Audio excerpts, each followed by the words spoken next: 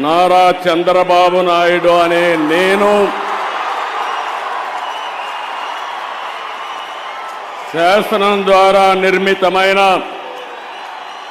భారత రాజ్యాంగం పట్ల నిజమైన విశ్వాసం విధేయత చూపుతానని భారతదేశ సార్వభౌమాధికారాన్ని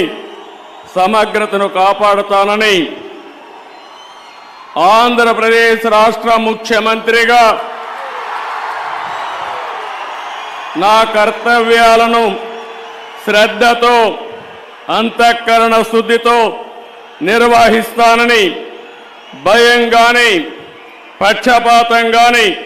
రాగద్వేషాలు గాని లేకుండా రాజ్యాంగాన్ని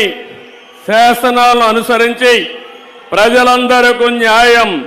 చేకూరుస్తానని